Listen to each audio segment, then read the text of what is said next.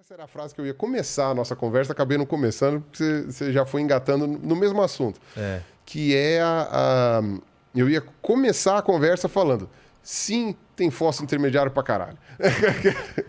Porque tem aquele papo que tem aquelas lacunas. Exato, né? não, porque o que acontece, quando veio o Rodrigo Silva aqui, eu fui bombardeado com 450 mil comentários. O tal do elo perdido. Pirula, ele falou que não tem fóssil intermediário, tem fóssil intermediário. E eu assim, então tem? Puta que pariu, mas o meu canal inteiro eu falo de fóssil então intermediário. Explica isso pra gente. E aí, então, eu ia falar, tem isso. Continuando com essa parte das samambaias, das plantas, aliás, você tem um grupo hoje fóssil de plantas que estão no meio do caminho entre uma pinha e uma flor. Eu estou simplificando ao máximo aqui, mas você tem a amostra de como que de uma planta... Foi de plantas que tem semente, mas não tem flor nem fruto, para uma planta com semente, com o fruto que protege a semente e que tem a flor como objeto de reprodução, como órgão reprodutor. Entendi. Você vê direitinho que cada pétala é uma flor, é uma folha modificada, né? A origem é a mesma, né? Você vê direitinho toda aquela mudança. Aí eu não vou entrar em detalhe em botânica, que aí de fato eu vou me embananar aqui. Mas você vê direitinho como que a coisa vai, aí os frutos que vão surgindo ali. No começo você tinha inflorescências, que eram flores, que não chegava a formar uma flor grande, mas eram pequenas florzinhas que hoje ainda existem em várias plantas e tal. Então, quer dizer, você tem aí essa família intermediária que hoje ela é fóssil.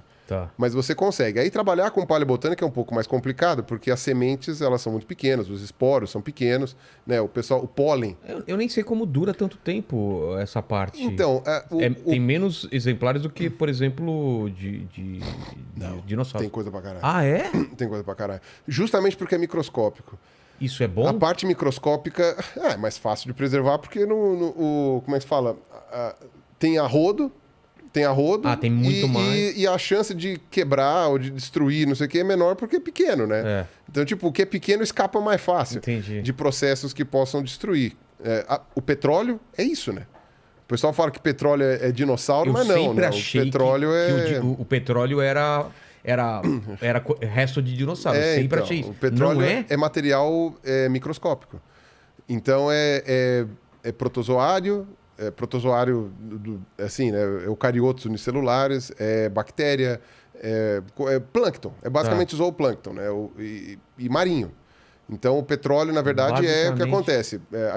Hoje, a maior parte da fotossíntese que é realizada no planeta é realizada por causa de seres fotossintetizantes oceânicos. Né? Então, é plâncton. É o fitoplâncton que a gente chama, e tem o zooplâncton, que mais do que as árvores. Mas muito mais. As árvores, em geral, elas meio que ficam elas por elas. Porque elas produzem oxigênio na fotossíntese, mas consomem para respirar. Então, geralmente, fica elas por elas. Aquele papo que a Amazônia é o pulmão do mundo não é verdade. Não. A Amazônia, no fim das contas, acaba tendo uma produção maior do que consumo por uma série de fatores ali, mas não o suficiente para fazer a diferença da quantidade de oxigênio no planeta. O que faz a diferença é plâncton, até porque o oceano cobre a maior parte do planeta. E meio que você tem fitoplâncton e zooplâncton cobrindo os oceanos como um todo. Né? E aí o que acontece? E o zooplâncton, né? Ou seja, que são os animais microscópicos e também protozoários e tudo mais que não são fotossintetizantes, esses animaizinhos microscópicos incluem inclusive larva de invertebrado. Então o camarãozinho minúsculo, quando ele nasce, não sei o que lá, ele fica em suspensão ali, comendo esses protozoários, tal, não sei o que, até ele crescer, e aí ele desce, vai para o fundo do oceano comer detrito, né? Essas coisas. Então, quer dizer, você tem todo esse fluxo, né? E isso é o que morre, deposita no fundo, e tem quantidade suficiente para que no futuro se formasse ali os hidrocarbonetos que vão dar origem ao petróleo. Né? Na verdade, o petróleo ainda é hidrocarboneto, mas enfim. Porque aí o que acontece? Aquilo lá decanta, vai até o fundo do oceano, vem os sedimentos também, né? Areia, tudo isso vai cobrindo, e aí a pressão e a temperatura ao longo dos milhões de anos vai formando toda aquela massa, não sei o que depois, as alterações químicas que se formam geram uma substância ali, como posso dizer ali, pegajosa, que vira o óleo. E o gás também, né? Você tem a produção gasosa, né? Enfim, tem de vários tipos. E umas mais densas que as outras. e isso daí depois é que acaba virando petróleo. Tem a ver com episódios de grande mortandade, Tem. de fitoplâncton, né? Então, uma mudança muito drástica no ambiente, uma coisa assim que acaba fazendo com que eles morram em quantidade, e aí a formação do petróleo foi essa. E é por isso que a gente tem petróleos de várias idades diferentes. Né? Então, aí o Sérgio ia poder explicar melhor que ele trabalha com isso. Sobre isso. Mas você tem petróleos de várias idades diferentes. Então, daquelas 3 eras que eu falei para você, né? Que a gente tem o Paleozoico, o Mesozoico e o Cenozoico. A gente está no Cenozoico. Você tem petróleo Paleozoico, petróleo Mesozoico, petróleo Cenozoico. E aí, aí o pessoal que extrai petróleo é que vai saber explicar melhor. Por exemplo, você não sabe qual é o período que é. Não lembro. Não lembro, não estudei. Eu sei que tem algumas áreas, se não me engano, o Oriente Médio, o petróleo é mais recente. Ah, é? Eu acho que é. Putz, posso estar falando uma cagada, mas se não me engano, o petróleo no Oriente Médio é mais recente. O Mandíbula pode também dar uma pesquisada no Google. O Google ali... Vai no Google que você está trabalhando pouco hoje. Eu posso dar uma olhada aqui também, mas é que demora um pouquinho. Não, ele vê lá. Eu vejo aqui. O celular aqui tá meio lerdinho. Né? Aliás, quem quiser patrocinar aí, exatamente. Se for Samsung, Xiaomi, não tô vendo, não tem problema. O iPhone, não sei. O iPhone é bom, mas eu tenho dificuldade de aprender a mexer naquela. Você nunca teve iPhone? Eu sempre é muito tive iPhone, diferente para mim. Quando eu vou pro Android, me atrapalho. Para mim é muito diferente, cara. Eu sei que era melhor ter um iPhone para Instagram, né? Porque o Instagram é um aplicativo feito para iPhone. Né? Até ele diminui de propósito a qualidade, né, do vídeo, se você faz no Android. Os caras são filhos da puta, né? Mas... Você já viu aquele memezinho do... Por que os dinossauros não tiravam selfie, né? Você já viu que os... Qual aquele que tem o bracinho curto? Tiranossauro só tirava do sovaco aqui, né? Fala, Mandíbula. Já viu as fotos de selfie aqui do... Fala, Mandíbula, você chegou a pesquisar? Parece que tem 200 milhões de anos. Qual? Do pré-sal. Do pré-sal. Não. A gente falou então, do Oriente Médio. 200 milhões é na transição do Triássico para o Jurássico. Tá. Então, tá ali justamente naquele período em que você teve uma pequena mudança pequena. Foi uma puta mudança climática, só que do ponto de... 200 milhões? 200 milhões teve extinção em massa. É do Triássico para o Jurássico, é uma das 5 maiores extinções em massa que a gente tem no registro. Eu vou continuar minha pesquisa aqui, mas a primeira informação que eu recebi aqui é 200 milhões. Por que você está falando? Porque pode estar errado, é isso? Não, porque vocês... ele, principalmente, que é o mais especialista, ele olhou e falou, meio que pensou assim... Mas depende da onde você pesquisou. Vamos ver. Depende de onde você pesquisou. Vou continuar. Se for terraplanistas.com. Eu vou ficar quieto com relação a páginas que têm qualidade duvidosa, porque dá uma checada. Porque a minha advogada vai sair de férias, eu não quero.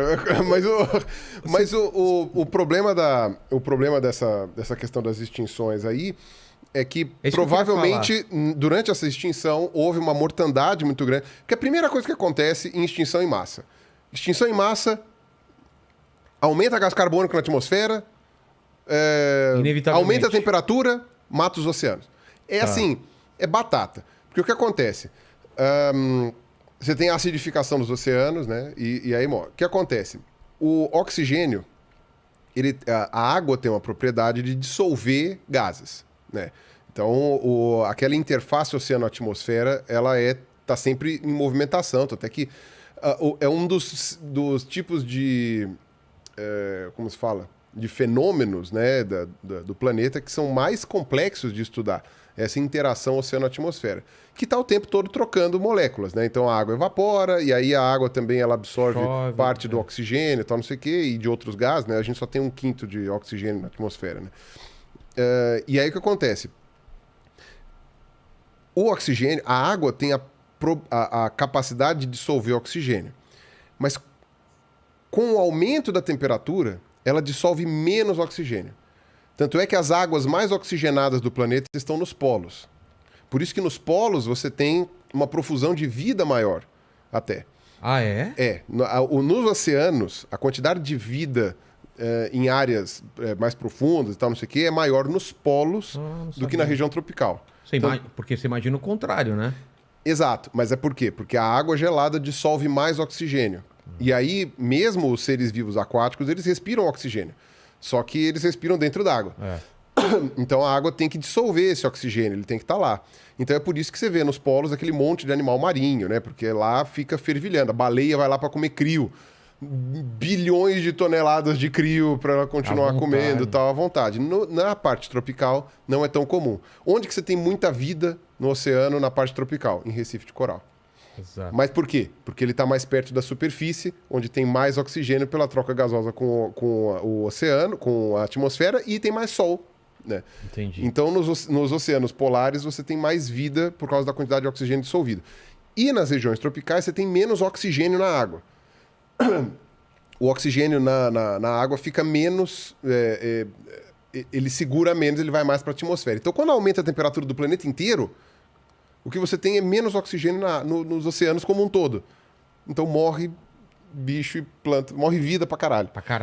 E aí, provavelmente, Então, o que a gente sabe, não é nem provavelmente, o que a gente sabe é que durante os eventos de extinção em massa, você tem um excesso de CO2 no planeta por qualquer motivo. Seja vulcanismo, seja porque caiu um meteoro, por qualquer coisa assim. Esse excesso de CO2 na atmosfera esquenta o planeta. CO2 e outros gases, né? Pode ser outras coisas também. Mesmo material particulado, enfim, não sei o que, metano, tudo mais. Esquenta abruptamente Esquenta o planeta, sai o oxigênio, foge dos oceanos, morre uma quantidade gigantesca de vida. E aí... Mas esse oxigênio que vai, ele não volta com chuva depois? Com chuva não, ele volta quando esfria o planeta depois. Caramba. E aí o que acontece? Porque o problema é, ele pode até voltar, mas não segura. Tá. Volta e não segura, porque a temperatura não permite. Tá. E aí o que acontece? Quando isso acontece, quando cai o índice de oxigênio, morre muito, provavelmente é aí que se forma o petróleo. Eu digo provavelmente aí porque essa parte eu efetivamente não estudei. Entendi. Mas como você tem uma mortandade muito grande de vida no oceano, e como a maior parte da vida no oceano é fitoplâncton e zooplâncton, aí é que deve formar umas camadonas de micro-organismo morto que vai virar petróleo depois. Então faz sentido que você tenha uma quantidade muito grande de petróleo numa divisa perto de uma extinção em massa. Para mim faz sentido. Agora, no Oriente Médio, se não me engano, o petróleo é mais recente. Mas eu queria falar das extinções, essas grandes extinções. A gente teve 5? Grandes extinções que a gente chama são 5. E a sexta... Elas são cíclicas? Ou seja, a gente pode esperar uma sexta ou não? Então... Quais são? Enumerar a primeira... Elas não têm... quer dizer, alguns... teve cientistas que propuseram que existe um intervalo mais ou menos constante entre elas. Ah, é? Não é uma ideia muito bem aceita, até onde eu pude ver, porque é muito difícil de você estabelecer um motivo para isso. O motivo que a pessoa deu foi geológico, com relação a erupções vulcânicas. Então ele fala, você tem períodos de calmaria, do que diz respeito às placas tectônicas e tudo mais, e tem períodos em que elas se movimentam mais, e nesse período que elas se movimentam mais, tem mais vulcanismo, mais gases de efeito estufa na atmosfera, e aí esquenta mais e gera mais extinções. Fala. 40 milhões de anos no Oriente Médio. Falei que era mais novo. Olha só. Falei que era mais novo, rapaz. Isso não tem a ver com a qualidade do petróleo para uso... Tanto... Aí já é com sacane mesmo que a gente tem que perguntar. Aí eu não tenho a menor ideia. Eu sei que tem a ver com a densidade. Tá. Então, agora, eu não lembro agora. Eu posso dar um chute também, depois vocês fazem a aposta, ver se eu acertei. Tá. Né? Eu acho que o petróleo mais antigo, ele é mais denso. Eu, se fosse chutar, também falaria isso. E aí, tá mais tempo... por isso, talvez ele não seja de uma qualidade, mas tem que ser refinado melhor. O pessoal faz asfalto, borracha, sei lá. Eu não lembro agora qual era a coisa. E aí, o petróleo mais novo, ele é um pouquinho menos denso. Não lembro. Mas eu sei que são os paleontólogos mais bem pagos do mundo, são os que trabalham com extração de petróleo. Imagino. Exatamente. Sim. Tanto é que o pessoal do Oriente Médio lá é muçulmano, é criacionista no sentido, no caso, corânico, né? Enfim, tem aquela coisa assim. Mas na hora de buscar petróleo, todo mundo acredita em evolução. Olha, não sei o quê, porque, olha, precisa de um estratígrafo para ver a profundidade certa. E aí você sabe, pelo tipo de fauna, de microfauna e microplâncton que você tem lá, você sabe direitinho. Então é interessante, porque o pessoal que trabalha com essa questão de exploração de petróleo, os caras passam a vida no microscópio. O que acontece? Eles pegam a amostra, né? Os caras fazem aqueles testemunhos, né? Que é uma broca que fura faz um cilindrão, né? E chupa o... Putz, os caras vão pegar muito essa aqui pra me zoar. Né? Os caras... Vou colocar uma rola gigante aqui. O pirula fazer isso aqui e chupa, né? Não, os caras pegam aquele testemunho de sondagem, né? Que eles chupam de profundidades específicas daquele sedimento, mandam pro paleontólogo ver. Analisar. Aí o cara vai lá e ele vai no microscópio separar o tipo de fóssil, de microfóssil que tem lá.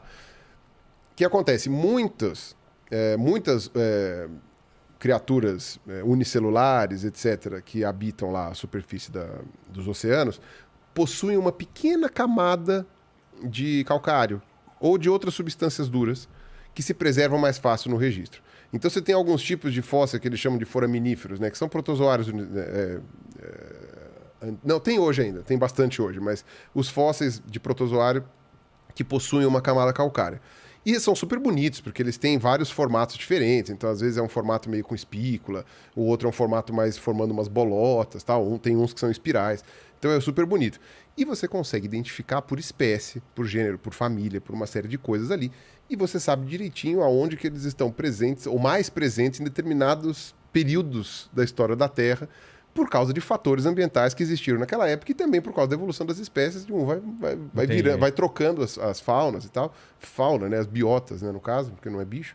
Então, aí você vai fazendo essa sequência e aí você fala, opa, quando teve a tal um evento de formação de petróleo, é esse bichinho aqui que formava petróleo.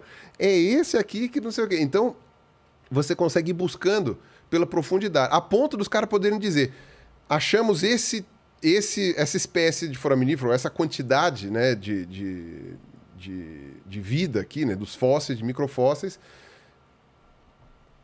cava mais um pouquinho que está chegando. Ah, é? Você consegue falar, se tiver petróleo aqui, é um pouquinho mais para baixo aqui porque está chegando. E aí, dependendo do que for, pode chegar e falar assim, ih, tá longe ainda.